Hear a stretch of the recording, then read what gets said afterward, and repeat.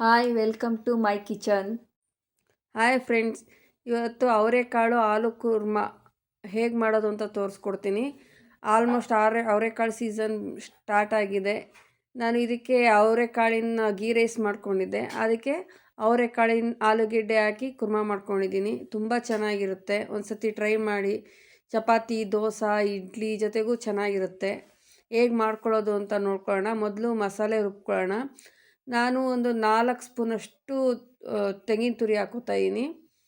2 ಯಾಲಕ್ಕಿ, ಒಂದು 10 ಗೋಡಂಬಿ, 2 ಇಂಚು ಚಕ್ಕೆ, ಒಂದು 6ರಿಂದ 7 ಲವಂಗ, 2 ಸ್ಪೂನು ಹುರ್ಗಡ್ಲೆ, 1 ಸ್ಪೂನಷ್ಟು ಸೋಂಪು, ಇಷ್ಟು ಹಾಕ್ಕೊಂಡಿದ್ದೀನಿ. ಆಮೇಲೆ 1 ಹಿಡಿಯಷ್ಟು ಕೊತ್ತಂಬರಿ ಸೊಪ್ಪು ಹಾಕೋತಾಯಿದ್ದೀನಿ.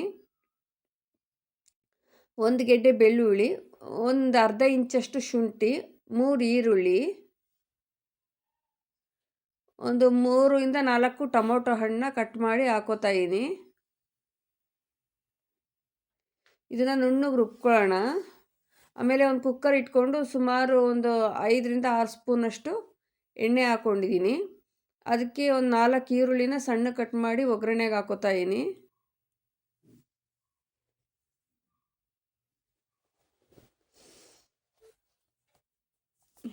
ನಾನು ಒಂದು ಅರ್ಧ ಕೆ ಜಿ ಆಲೂಗಡ್ಡೆ, 1/4 ಕೆ ಜಿಯಷ್ಟು ಅವರೆಕಾಳನ್ನ ಚೆನ್ನಾಗಿ ತೊಳೆದ್ಬಿಟ್ಟು ಹಾಕೋತಾಯಿದ್ದೀನಿ.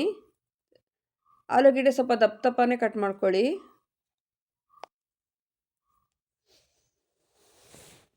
ಅವರೆಕಾಳು ಸೀಸನ್ ಸ್ಟಾರ್ಟ್ ಆಗಿರೋದ್ರಿಂದ ಒಂದು ಸತಿನಾದ್ರು ಈ ಥರ ಮಾಡ್ಕೊಳ್ಳಿ ಫ್ರೆಂಡ್ಸ್, ತುಂಬ ಚೆನ್ನಾಗಿರುತ್ತೆ. ಇದನ್ನು ಒಂದು 2 ನಿಮಿಷ ಉಪ್ಪು ಹಾಕ್ಬಿಟ್ಟು ಎಣ್ಣೆಯಲ್ಲಿ ಚೆನ್ನಾಗಿ ಬಾಡಿಸ್ಕೊಳ್ಳೋಣ. ಆಮೇಲೆ ಯಾರೆಲ್ಲ ನನ್ನ ಚಾನಲ್ನ ಸಬ್ಸ್ಕ್ರೈಬ್ ಮಾಡ್ದಲೇ ನೋಡ್ತಾ ಇದ್ದೀರಾ ಅವರೆಲ್ಲ ಸಬ್ಸ್ಕ್ರೈಬ್ ಮಾಡಿ, ಪಕ್ಕದಲ್ಲೇ ಬರೋ ಬೆಲ್ ಬಟನ್ನ ಟಚ್ ಮಾಡಿ. ನನ್ನ ಚಾನಲ್ಗೆ ಹಾಕೋ ಫಸ್ಟ್ ವಿಡಿಯೋ ನಿಮಗೆ ಬರುತ್ತೆ. ಆಮೇಲೆ ನಾವು ಏನು ಮಸಾಲೆ ರುಬ್ಕೊಂಡಿದ್ವಲ್ಲ ಅದನ್ನೆಲ್ಲ ಹಾಕ್ಕೊಂಡು ಒಂದು ಲೋಟದಷ್ಟು ನೀರು ಹಾಕ್ಕೊಂಡು ಚೆನ್ನಾಗಿ ತಿರುಗಿಸ್ಕೊಳ್ಳೋಣ. ಆಮೇಲೆ ಇದನ್ನು ಟ್ರೈ ಮಾಡಿ ಹೇಗೆ ಬಂತು ಅಂತ ಕಮೆಂಟಲ್ಲಿ ಹೇಳೋದು ಮರಿಬೇಡಿ. ಫ್ರೆಂಡ್ಸು ರಿಲೇಟಿವ್ಸ್ಗೆಲ್ಲ ಶೇರ್ ಮಾಡಿ.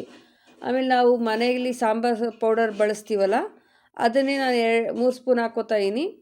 ಸೊ ನಿಮ್ಮ ಮನೇಲಿ ಖಾರ ಹೇಗಿದೆ ಅಂತ ನೋಡಿ ಬಳಸ್ಕೊಳ್ಳಿ. 1 ಸ್ಪೂನಷ್ಟು ನಾನು ಗರಂ ಮಸಾಲ ಹಾಕೋತಾಯಿದ್ದೀನಿ. ಹಾಕ್ಕೊಂಡು ಚೆನ್ನಾಗಿ ಮಿಕ್ಸ್ ಮಾಡ್ಕೊಳ್ಳೋಣ. ತುಂಬ ತೆಳು ಮಾಡ್ಕೊಳ್ಳೋದು ಬೇಡ. ಚೆನ್ನಾಗಿ ಮಿಕ್ಸ್ ಮಾಡಿ ಕುಕ್ಕರ್ ಮುಚ್ತಾಯಿದ್ದೀನಿ. ಇದನ್ನು 3 ವಿಷಿಲ್ ಮಾಡ್ಕೊತೀನಿ. 3 ವಿಷಿಲ್ ಆಗಿದೆ ನೋಡಿ. ಮಸಾಲೆ ಎಲ್ಲ ಚೆನ್ನಾಗಿ ಬೆಂದಿದೆ.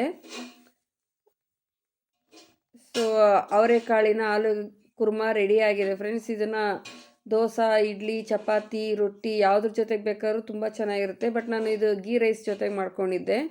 ತುಂಬ ರುಚಿಯಾಗಿತ್ತು. ಮೇಲೆ ಒಂದು ಸ್ವಲ್ಪ ಕೊತ್ತಂಬರಿನ ಹಾಕ್ಕೊಂಡು ತಿರುಗಿಸ್ಕೊಳ್ಳೋಣ.